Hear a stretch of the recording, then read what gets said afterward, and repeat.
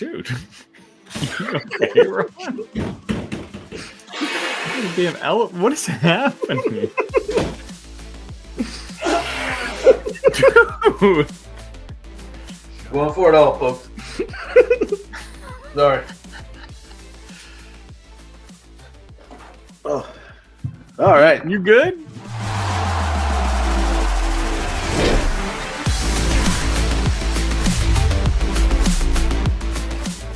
All right, fellas. We're really stretching the content out, aren't we now, baby? These are the dog days, baby. Shout out to Foolish for having us out here during these foolish times of the year. We are stretching this out. And you know what? I'm going to say this. I'm going to say this right off the bat. This is going to sound like a stretching it out conversation. I could see if we had like, you know, some sort of a line, some sort of a live text line or something that could be seen right now, the messages we would get right now of, good God, slow night, huh? Slow night. Nothing to talk about, huh? Why don't you talk about ice cream? And I would be like, yes, I like butter pecan. Why'd you go into anything. Family Guy there? I don't know. That's You went into Stewie. Is that Stewie? Is that Stewie? Mom. No, I didn't mean to go into Stewie, but sometimes that's what I hear when I read those slow day. I guess I did do that, didn't I? But I don't know why this bothers me. And this is like, it's hypocritical because there are going to be so many things that don't bother me like this. I really don't. Like I am hey man, get in here, man. Let's get some wins. You know, I for the most part, sometimes I think practice is overrated. This is not, but I can't help what bothers me. Like, you know, I mean, you know, like I remember in grade school, man, there was a girl, she wasn't attractive, but I couldn't help. I liked her. All right. I don't know why. I remember she just, I don't know.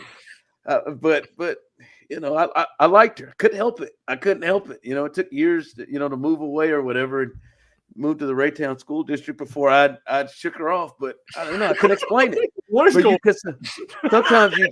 Sometimes you just can't help how you feel and what you like. And I'm not gonna lie to you. It shouldn't. And I know you guys are going to crush me, and you should. Go ahead. But I can't help who I like. Or, I mean, I'm sorry. I can't help how I feel. It really bothers me when I hear, and I read it earlier this week, when I read that Travis Kelce and Chris Jones weren't at OTAs. I don't know why. I don't give a rip about Kadarius Toney or Clyde or whoever these bottom feeders are that are making critical decisions. But, like, if you don't have any kind of a contract dispute, like Chris Jones, I understood it. Hell, I understood Chris Jones really pushing it all the way. Now he really pushed it last year, to not playing a game. But I understand, like, contract dispute, I get it. Trying to prove a point, you're trying to get a new deal. I understand, don't go to OTAs. But, like, when you're a leader, you got your money, you got paid. It bothers me that you're not there, because these are things that set the tone, and it's easy. Ain't nobody gonna make you really do anything. Now, am I correct to what Travis actually was there? Yes, I believe it was confirmed that he was there. He just wasn't on the field during the open portion. He just didn't want to be, because I want to know if he talked to Harrison. But but I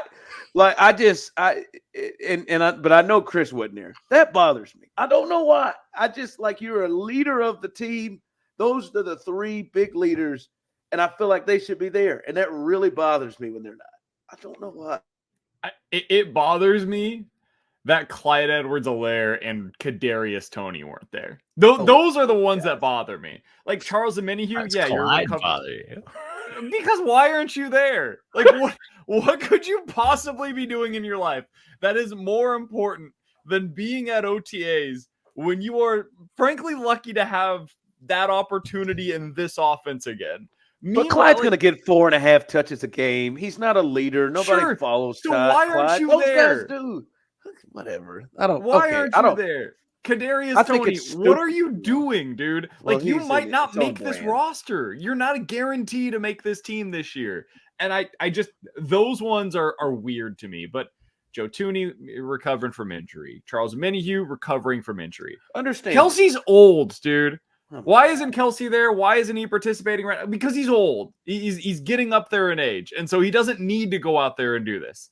Chris Jones just came in last year, Ron, after missing everything. The entire offseason, all of training camp, the first week of the season, and in his first game as a Chief, went out there against Jacksonville and was arguably the most dominant player on the defensive side of the ball. So I would imagine that probably informs some of what Chris Jones is going to be doing this offseason, where he's going to say, why would I go to OTAs? I just dominated last year with 10.5 sacks again, and I didn't go to a single thing all offseason. Yeah, let's do that again, and I'll just show up in St. Joe for camp, and I'll be ready to go week 1. Yeah, that sounds like something Laramie Tunzel would do, who is not really a leader on your team. It's just somebody who just plays like to me, like, yes, I'm listening. I'm not saying that, Chris and Travis or those big three, if they miss OTAs, that it's going to affect their season. Yes, I know they're going to ball out. This is not a season. This is not like an affect your season thing. I do believe it sets the tone of what we're going to be. And I do why do you we know Patrick Mahomes don't need to be out there. Like we know it. Why do you think he's out there? I have different standards for leadership at the quarterback position than I do at defensive tackle and tight end, personally. I don't. He is the leader. He is the Patrick Mahomes of the defense, as he calls himself. And Travis Kelce, he showed a lot of leadership stuff last year. Those are the 3 main leaders. No, go out there. They ain't gonna Travis wasn't gonna do nothing that was going to stop him in OTAs. Go run some damn routes. Get out there and lead and set the tone. I think setting the tone. I don't know why this bothers me.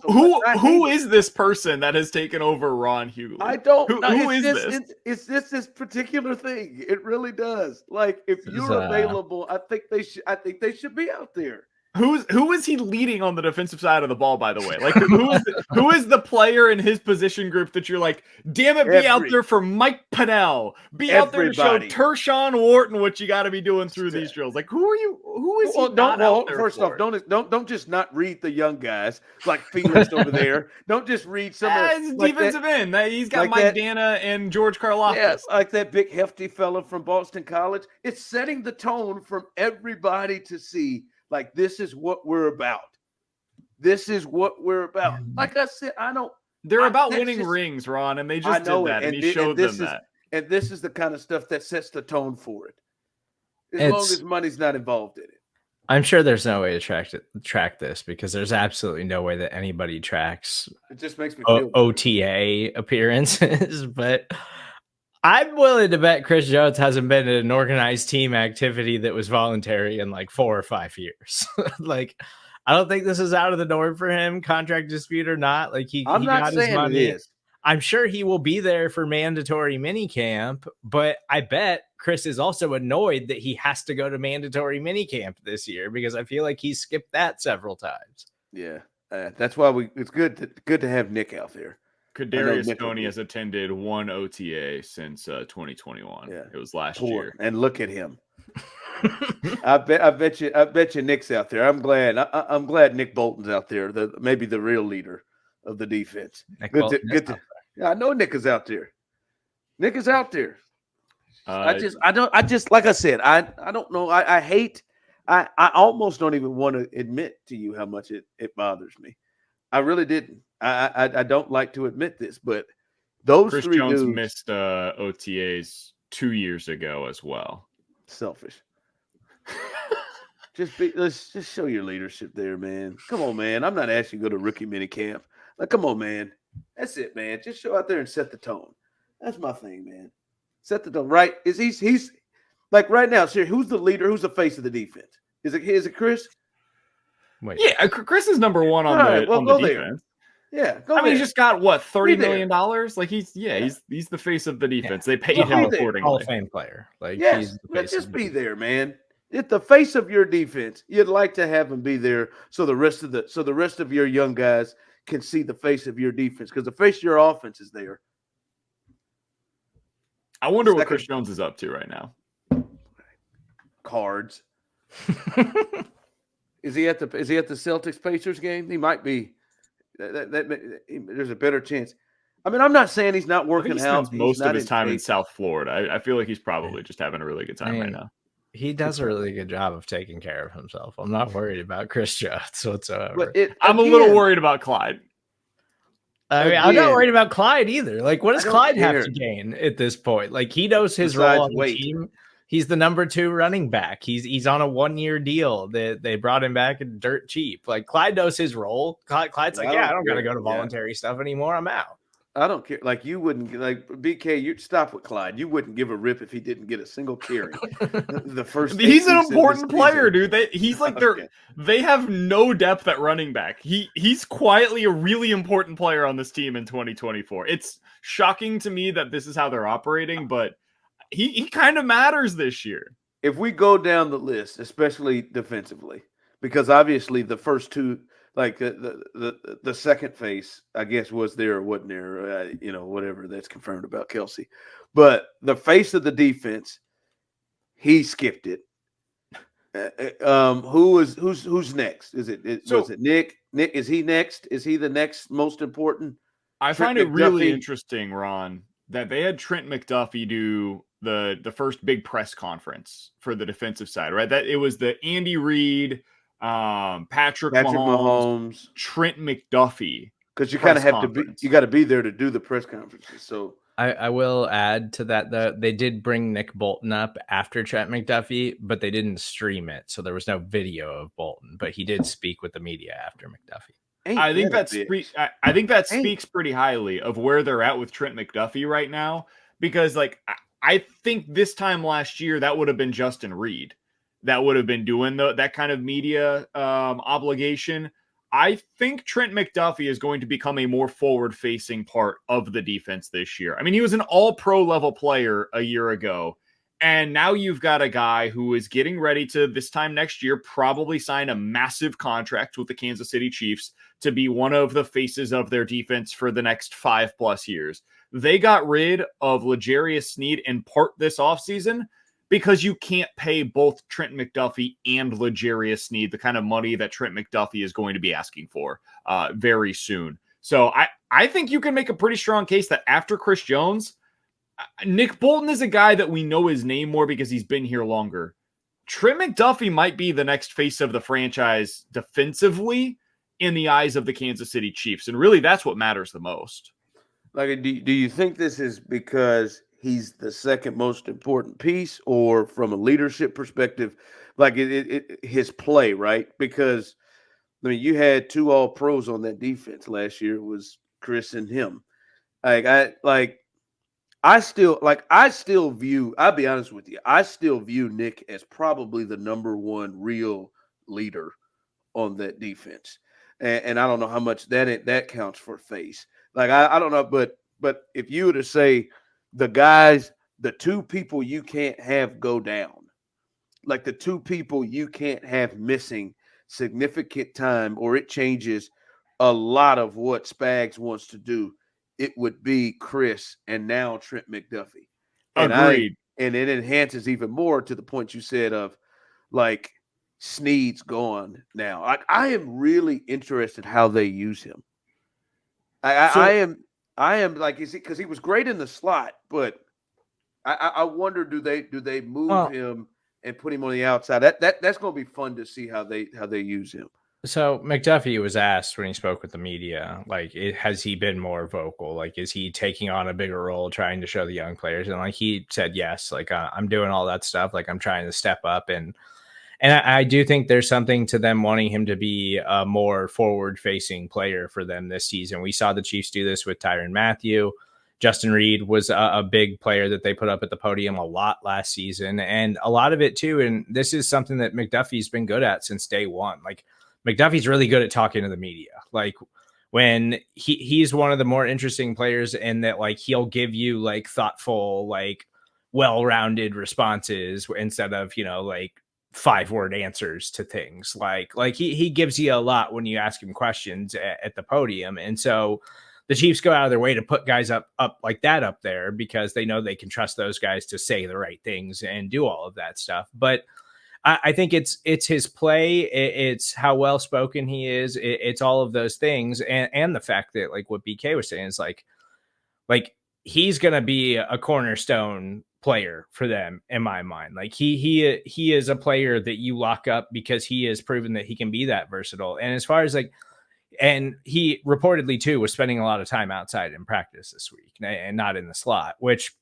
I know there's some worry about that because he was an all-pro as a slot cornerback last year, but there was a time where everybody was worried about L'Jarius Sneed moving outside and taking on number ones. And I know McDuffie's smaller than Sneed is. He doesn't have the length and all of that, but nothing about McDuffie's game that we have seen so far makes you think that he can't win on the inside or the outside. Like, he is just a playmaker. He is like an elite corner in the NFL. And so I think he'll be successful there. And I trust Steve Spagnuolo and the Chiefs coaching staff because I think they're going to set him up to succeed in every way. And I think he'll get some opportunities in the slot, Ron. Like, I think he'll get some of those. Like, if you play against Minnesota, for example, he'd be a guy that I would trust in the slot against Justin Jefferson, who lines up in the slot a ton. But I think you're going to see a decent amount of, like, Shamari Connor in the slot this year. I think you're going to see some other guys kind of filter through that position. And to your question on, like, what does it mean to be the face of the franchise, the face of the defense, etc.? Like, Chris is going to be that because he's got the personality, he's got the rings, he's got the performance, he's got everything. There is nothing that Chris Jones doesn't have in that regard. I think Trent McDuffie is kind of behind him in that regard. Like, I think Serda said it right. Trent McDuffie's a really interesting guy. He doesn't have the same like fun, exuberant personality as Chris, because almost nobody in the NFL does. But he's about to get paid in a serious way, and his performance it matches what they're looking for. So the way that I would describe it is kind of going back to what you said. I would say he's the second most irreplaceable player on the defense. I think number one is Chris Jones because you have nobody else that can provide his kind of pass rush. Number two would be Trent McDuffie for me because you don't have L'Jarius Sneed. There is no fallback option. If you lose Trent McDuffie at any point this year, you are giving some serious trust to Joshua Williams and Jalen Watson, and then a bunch of young guys that are complete unknowns at cornerback this year. You have no fail-safe there. So for me, second most irreplaceable player defensively is Trent McDuffie. I can't say the same about Bolton because we saw it last year with Drew Tranquill in the middle, and it was totally fine. Yeah, it's hard because I think he will shift outside more. But I say I'm glad we got to see L'Jarius Sneed make the move because now I feel a little bit better about how that could look with Trent McDuffie, because my biggest thing with L'Jarius Sneed was like, damn, man, if you take him out of that slot, I mean, it's not just who he was covering, but that was an area in which he made a ton of big plays. Like, he was the best blitzer from the slot until maybe McDuffie started doing it. Like, he was like McDuffie, if you think about it, like the Tyreek Hill, hit and touchdown against the Dolphins in Germany came from him playing in that role. A lot of what he had 5 forced fumbles, which is insane. He had a blitz in the Super Bowl, didn't he? Like, I mean, I'm not a stat person, but I don't think there are a lot of defensive backs who have that many forced fumbles in a season, especially non-safeties. So, that's the other part of, like, boy, if you take him out of that slot, how much of the big play stuff do you lose? But seeing L'Jarius Sneed move to the outside, that seemed to be handled, and I'd be interested to see who it is that starts to play in the slot. You said Shamari Connor was more of a safety. That could be Shamari Connor, I think, is going to be the guy that went. I think he's the guy. Last year, the second half of the season, especially when they lost Brian Cook to injury, Shamari Connor was a guy that played a lot, and he got like 150 of his snaps came in the slot as a corner. So I think he's the guy that ends up taking over there. Let's hope so. I just I'm thinking so many great plays that or huge plays that Trent made, like in the Super Bowl against like Debo. that came out of the slot, pass breakups. If a guy like Shamari can cover like that, we'll see what it is. But yeah, I think you do have to. You can't run the risk of him playing exclusively in the slot and teams just being able to play receivers outside, and he's just not even in play with them. So that is that'll be one to watch. But Trent McDuffie, he is. I mean, all of a sudden, bam, he has become one of the most important players, not just on the defense but on the team. I ain't gonna lie to you. I don't like to let tape get me excited. Just watching highlights and guys in practice and like OTAs. Although I think the leaders need to be there.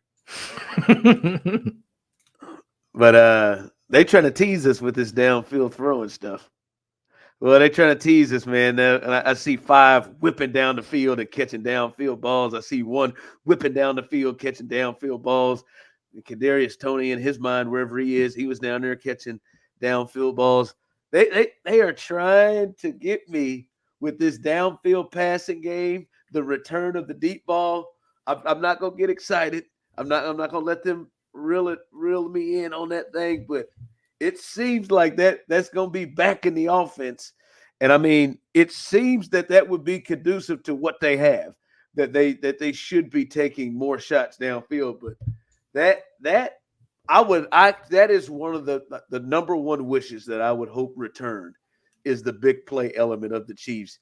And it don't have to be 16 plays. Justin Watson catch a close contested ball here and keep your feet in bounds, or run and stop right here, Juju. Give me that 4-9 and get yourself open somewhere. So I am excited to see separation, fear in defensive backfields with guys going. I'm amped. I think this is maybe the single best headline you could see if you're a Chiefs fan today, coming out of these OTAs. You can't ask for a whole lot. Like you're going to learn so little about your team in OTAs, and it's why it doesn't matter that Chris Jones is not there right now, is because there is so little that you can learn about your roster right now. But when Patrick Mahomes comes out and says, I think we've done a great job of mastering the intermediate stuff, quote, we want to get back to having the explosive part of our offense as well. He continued, Andy Reid is really pushing us to push it down the field. It's hard to do against our defense, but we're trying to make it happen, end quote. That is, if you could have had one thing said today at practice, that's the number one thing you want to come out of it. It fits with what they added this offseason. Like, it makes all the sense in the world. The Chiefs added Xavier Worthy, who wasn't there today because he tweaked his hamstring, but he's a speed guy, speed demon. He's going to add some explosive elements to the game. You look at what they added in Hollywood Brown. Well, yeah, you would assume he's going to have some explosive elements to the passing game that he's going to be able to add to the offense. That's the number one thing that you're looking for from him. He will help out intermediate, but he's a guy that can take the top off of the defense. Patrick Mahomes is at his best when he's going up against cover 2.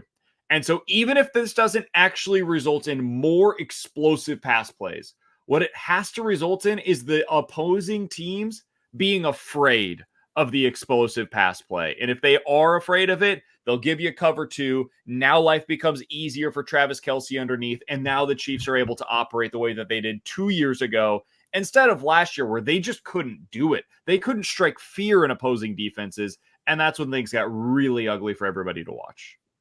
Yeah, it's going to happen eventually. Teams are going to have to commit to, okay, we got to stop letting the Chiefs carve us up for these 15 play drives. And then it's going to be Worthy deep down the middle, or Hollywood Brown or something like that. I do think that it is back, and I think there's reason to get excited about it as long as they keep those 2 players healthy. But this also feels a little bit like Justin Ross spam videos, like from the Chiefs, where like everybody's so desperate for the deep ball and speed and the Chiefs to be this explosive offense again. They're just giving you that right now because they know it'll get tons of eyeballs. Now that's the difference, though, is this is proven NFL. This is a proven NFL player, where that was a guy that hadn't played football on an organized level for like 2.5 years. Yeah, I was gonna say let's get on our phones right now and get on YouTube and find the Justin Ross pro football highlight package and then let's try to find Hollywood Browns. A couple of preseason catches in there, Come on, probably. I mean, let's like, I mean, hell, even Worthy, just Lord, I mean, like for me, it's not even just the downfield thing, and with the cover too as well. It is like they haven't had the element of like somebody can just take a slant to the house, like somebody can take a dig route to the house, like just the ability or be a chunk play. They like, you know, maybe you're not just always just beating them straight up down the field on go routes or posts or something. But we would see like you know, obviously nobody is this player, but if you think back to, you know, the Buffalo playoff game, like Tyreek just takes he takes that little throw across the middle, that little dig route coming across the middle, and it's 80. Right? Like, you know, they just haven't even had the threat of that. Right? They just haven't had those type of players because Kadarius can't catch it, and then when he does catch it, he's like for some reason he just never gets the top speed. Now he'll make three people miss in close proximity, but he's not like going anywhere fast. One cut, bam. It feels like they have that element there where it's not just down the field, but the threat of just speed everywhere in any way. Like Worthy can catch a slant and go to the crib. And that is so that's where it really scares you in terms of, all right, we got to play back, but we also got to tackle these jokers in space. And you know, you feel better about the tackling the Sky Moores in space and the tackling the even Rashid Rice in space. But yeah, I'm excited with that element because as I think you're alluding to, both of you, is it just opens up everything from the run game because you got to have two safeties back, from Travis Kelce and Rashid Rice, who both probably work best right now intermediately, that they have more space. So I am. And I want to see Pat be. I just want to see Pat get that thing down the field, baby. And I think it also takes pressure off of Mahomes because they can run the full offense now. Where like last year, I think we saw him trying to be perfect because they didn't have the answers. And so it was like, everything's got to be in the right spot. Everything's got to be perfectly placed and perfectly timed. Otherwise it's a 3 and out because we can't move the football. And that there's more room for error, I think, on this offense than they have had in a couple of years. 100%. And Ron, you just like, you think about it and what they were able to do when they pushed the ball down the field. I'm glad you brought up, by the way, what they were able to do after the catch. I do think whenever Rashid Rice is able to play again, if you get more cover too, that is something Rashid can also take advantage of, because I do think he's a really good yards after catch guy. But like last year, when they threw the ball down the field at least 20 yards, Patrick Mahomes finished with 2 touchdowns on throws that went 20 or more yards through the air. The year before, 4 touchdowns. That was when the line of demarcation, no more Tyreek Hill, right? So over the last two years, 6 touchdowns when the ball traveled at least 20 yards in the air. The year before that, with Tyreek, 9. The year before that, with Tyreek, 13 touchdowns that traveled at least 20 yards through the air. They got to get back to that, man. Just put that fear into opposing defenses that any point in time, Mahomes can throw it deep, and it's not just going to get you 20 yards as the Chiefs. It's going for 6. They can take it to the house at any point.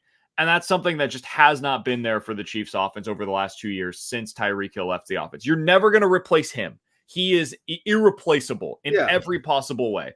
But can you get like 50% of it? Can you get 6 touchdowns at that level this year? That's something that I do think they can get back to. Yeah, like you're not replacing Tyreek Hill, but it doesn't mean that it's just completely shut the hell off. Right? Like it's like they were forced to change their complete offense. Like stop completely doing what they were doing. And you're right. It is crazy what they've done the last 2 years, because even with Patrick Mahomes, like the only thing that they fear is Travis. Like they don't, that they're scared, and that's still something that you can feel like you can keep to a minimum, that isn't just big, huge play stuff. So I think this is potentially a game changer. I'm thinking about something. I've been thinking about this as we look at this team. They're getting into OTA, so now we're getting serious. Like this thing is starting to move to a point where training camp will be here before you know it, and the season is starting to roll. And I know we talked about this. I'm thinking probably around moments and times when BK gave up on the Chiefs. Listen, it's all right. You weren't alone. I certainly didn't think that they were going to do what they were going to do. I did come out and guarantee that they would be in the AFC Championship game, but like I'm talking, but the moments in the middle of the season. You mean like maybe towards the end of the year, specifically against the Cincinnati Bengals, when I said I wish that this team would just not even make the playoffs? Like that part of the season? I was going to give you a lifeline. I was thinking maybe earlier than that, and but yeah, it was late. I was in a moment of vulnerability. They had lost to the Las Vegas Raiders and looked lifeless the week prior. Let's be clear here. Yeah, I got you. Yeah. And then you came back around, but the things we would say is, Jesus, boy, and what we said after they won the Super Bowl is, good God, this may be the worst team that they have in the Patrick Mahomes era. Like we were openly saying, like next year, we'll see what kind of run they can have. But next year, they're going to be a better football team than this. Then they beat the Dolphins. We're like, all right, they're in Buffalo. Then they beat Buffalo. It's like these jokers got to the AFC Championship game. These guys are getting experience, and they're going to be better than this. And they get to the Super Bowl. Good God. And then they win it. They're going to be better. Now that the offseason has unfolded, I'm curious. Y'all think this, like it's clear to you that this Chiefs team is better than the team that walked off the field and won it all against the 49ers? I think they're better. I do think it's always hard when a team is built on defense to compare that to the next year, because you'll any of the nerds that you listen to, Ron, they'll talk about like stats that are quote unquote sticky, right? And what that means is just like year over year, how likely is it that what you saw the year prior is going to continue to be true the next season? And with offense, like if you bring back the same OC, the same quarterback, and mostly the same players around them, the odds are pretty high that you're still going to be a really good offense the next year. On defense, it's not that way. You could bring back all 11 starters. The Chiefs don't, but you could bring back all 11 starters, and for some reason, nobody can explain why, but for whatever reason, it just doesn't work the same way the next year. Teams have film on you. They find new ways around it. Maybe a guy gets banged up, another guy. It's not the same year that they had the year prior. For whatever reason, defense is not sticky year to year. You typically see a lot of variation in terms of performance level. So that's where things get really difficult. But I just look at what you had a year ago, and you're trading out Marquez Valdez-Scantling, and in return, you're getting Hollywood Brown. I think that's a massive upgrade. Like I can't even describe how big of an upgrade that's going to be. You're trading out Sky Moore, Kadarius Toney, Justin Watson, that poo-poo platter of number 3 wide receiver. And in return, I'm adding Xavier Worthy.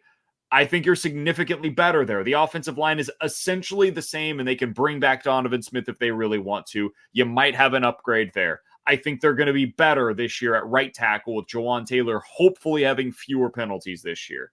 So really we're talking about, can you be better without L'Jarius Sneed? I think the answer is yes, man. I think you can be better because your offense is better, and it's easier to win with offense in this league than it is to win with defense. So I would say they're definitively better this year than they were at the end of last season.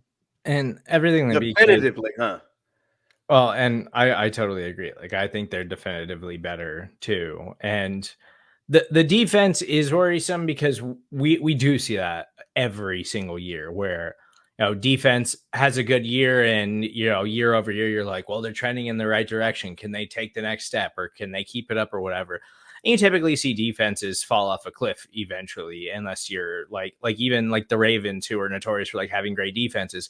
Or last season, they were incredible, but they had a couple of years there where their defense was very shaky and didn't get talked about enough. Like, that is difficult. And I think part of that too is like, especially a position like corner, is like when guys start to decline, they typically just fall off of a cliff. But the Chiefs are young on that side of the ball, outside of Chris Jones, really. Like, everybody else on the defensive side of the ball is pretty young for the Kansas City Chiefs. So yeah, it's going to hurt losing L'Jarius Sneed and how incredible he was last season.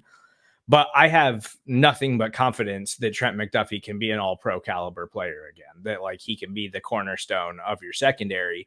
And then all of the depth and athleticism that they've added back there, I think the Chiefs defensive staff is going to get a ton out of those guys. My biggest question is Chris Jones. And like, are we going to start to see a little bit of a decline here? Because I think the front is still really dependent on Chris Jones being a dominant player at times. Or like, is Charles Omenihu, when's he going to be healthy? Is he going to be the same impact player that he was last season? Are they going to get anything out of Felix? Like, is there another step for George to take on the defensive side of the ball? But offensively, I don't think it can be any worse than it was last season. So, like, coming into this year, there's no way I wasn't going to be more optimistic as long as they added literally anyone else who wasn't on the team last year that was a little bit more exciting. And the biggest question is left tackle. And it's like, can Wanye or Kingsley just not be total train wrecks there and total liabilities?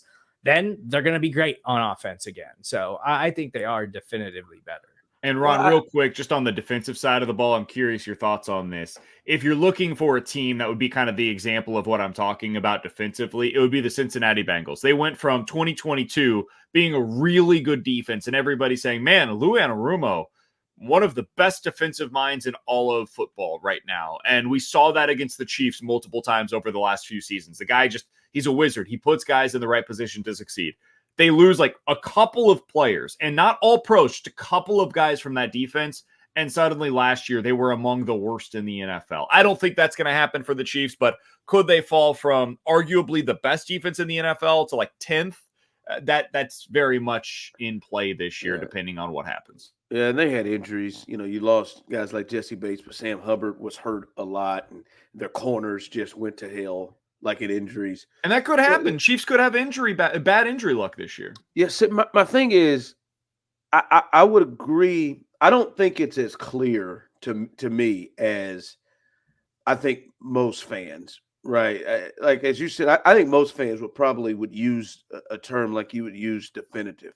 I do think some of the pieces, their absence. Yes, it's just one player, but I think it also potentially shifts a ton. So with like L'Jarius Sneed leaving, that then brings in like Watson or Williams into play, or if not both of them, but then it maybe potentially shifts. And we're talking about Trent McDuffie out of the place that he was a all-pro in, first team all-pro in, and that kind of changes your thing. Like, I know, like, because when you think about it, you're like, look at that receiving core. Boy, give me Worthy, give me Hollywood Brown, and that is which it is. I think there are massive upgrades there. As you said, the left tackle thing is, I mean, right now, if Wanye Morris is the starter, I mean, at best, it's a push. If you're being honest, maybe it's a step down because he couldn't beat out Donovan Smith to be in the postseason. But the offense does feel it. But like, Willie Gay being gone, and Leo Chanel, like, is he really completely ready to take that exact role and can move and take that? That's just my thing. Is Rashee Rice was probably the number one player in which I was like, okay, I know for a fact that guy can take a nice sizable step to where he was like, for the totality of the season, he was good, but you could see Rashee taking that next step. Is it Trent? Does Trent McDuffie, like, I know you're really high on him and I can understand why, but I mean, is there another step from all pro? Like, does George is a double-digit sack. Is he a guy that there's another step in him? Felix Hilk, is there a step there? Just my only thing is, they don't. I'm not saying they've got guys that have maxed out, but they don't have a lot of guys where you're like, oh boy, I'll look at that and like, there's a massive step that guy could take. Because George, I mean, double-digit sacks in year two. I mean, that's pretty good. Trent McDuffie, year two All-Pro. Like, you would probably, betting money would probably say that they may come off a little bit of that. For sure. I think I wouldn't point to those as the ones that I would. There is probably more there potentially with George Karlaftis, but I wouldn't bet on it. It would be a long shot bet. Well, I mean, Certainly. yeah, if he comes through with 14 sacks, now you got something. You got 100%. So special like point. the guys that I would point to that potentially provide you that kind of ceiling. I think FAU would be one of those guys. I mean, first round pick from a year ago gave you basically nothing last year. And if he comes in this season and we see him in year 2 and we're like, oh, okay, yeah, it goes out, gives you 6, 7, 8 sacks. That's providing you more of that pass rush that potentially will allow you to handle better the L'Jarius Sneed absence. Another guy that I think could potentially help you a lot this year, taking a step. We'll see what he looks like early in the season. I don't know how healthy he's going to be, but dude, Brian Cook was putting together a potentially special season last year. And we just didn't really talk about him down the stretch because the defense somehow was able to not miss a beat despite his absence. I think that guy has potential for like Pro Bowl level safety play for you at the back end of your defense. He could potentially take another step significantly this year for you. And then number 3 on the offensive side of the ball, not going away from the wide receivers. I think the returning offensive lineman could just be much better. I don't think you got a very good season out of Trey Smith last year. I don't think you got a typical Creed Humphrey year last year. And Jawan Taylor wasn't very good for the vast majority of the season. We talked about this Chiefs offensive line all year, and everybody nationally was saying it was a top 5 unit. I think that was more because there weren't very many good offensive lines than it was that the Chiefs were this dominant unit up front. So I think that could be really where a big part of the step forward offensively comes from. You see better improvements from Trey Smith. He's healthy this year. Jawan takes a step in year 2 in the offense. Creed stops throwing the ball on the ground every 5th snap that he makes. Those are some things that I would point to. Yeah, I agree with all of that. Like, I think, and everything too, like you expect them to be better. Like, I think a lot of it was just like complimentary of like overall struggles last season and like frustration. And like, I've never in the Patrick Mahomes era, like there was never a regular season where everybody was like, let's just get this thing over with than last year. And that it felt like that's how they played like for a vast majority of the regular season until it got close to playoff time. And they're like, okay, we got to turn it back on now. So I think just it not being frustrating, like MVS dropping, game tying touchdown or game winning touchdown or whatever against the Eagles, like Kadarius Toney costing them week 1 against the Lions, like just countless plays like that, week after week after week last season. Like I think that all compounds into just an overall struggling unit on that side of the ball, and I fully expect them to be better this season. I fully expect it to look easier for them this season. Yeah, I mean, yeah, there's some guys, both Watson and Joshua Williams are 2 other guys who don't get enough credit, by the way. Like they were both good last season. Like for your 3 and 4th cornerbacks, like they were both good players and have both been really good draft picks who don't get nearly enough credit for how they play. I would add one other thing, Ron. I think there's a decent chance that everything I'm saying looks really silly the first 6 weeks of the season because you're probably going to be without Rashee Rice. You're almost certainly going to be without Charles and Minihue. We'll see. And I don't know that Brian Cook's going to be 100% by week 1. That was a big time injury that he sustained last year. Like it's possible it takes him a while to get back to 100%. We saw this a couple of years ago. Juan Thornhill was coming back from that injury, and it took him a little bit of time to get back to his usual self. So you might not see a lot of what I'm talking about early on. I think by week 8, week 10, that's when you'll really start to see a lot of this where it's like, oh, okay, they're rounding into form the way that the really good Chiefs teams did instead of what we saw last year. Yeah, I think because the offense has a chance to be so much more explosive, it will always feel like they're better. Like no matter, like if the games are 45-21, it will just feel like they're much better than the 21-9s or the 17-8 type of games that they played in at times last year. So, but I'll be honest with you, I'd rather have that though. I'd rather have a little scoring punch. I'd rather have. Oh, I thought you were talking about you'd rather have last year. I was like, what? No, I'd rather last have year a was little scoring punch. miserable. No, Last year no. was like I don't watching a wanna see baseball it. team that can't score runs. Yeah. You Yeah, it have was- great no. pitching and you play good defense, but it's just miserable because the entire time you're just waiting and praying for your offense to come through with a big hit. And the Chiefs far too often last year failed to produce it. Just get points. Like, you know, Hopefully they're an explosive like top 3 offense in the NFL again, and then they just field another top 5 defense, and No, they're 'cause just dominant.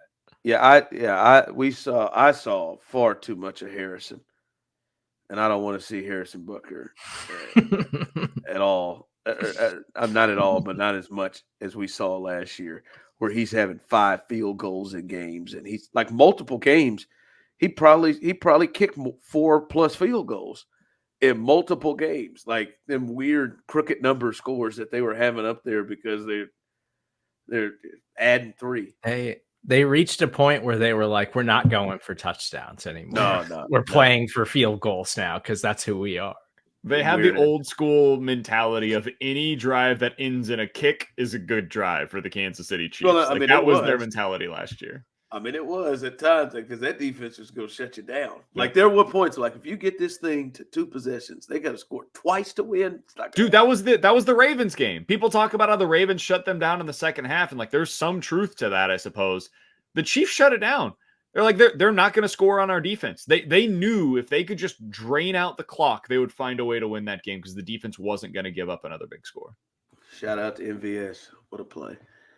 All right. And we knocked it out. We did it. Chris, make it up. How you feeling right now, Ron? I just you like sound rough, dude.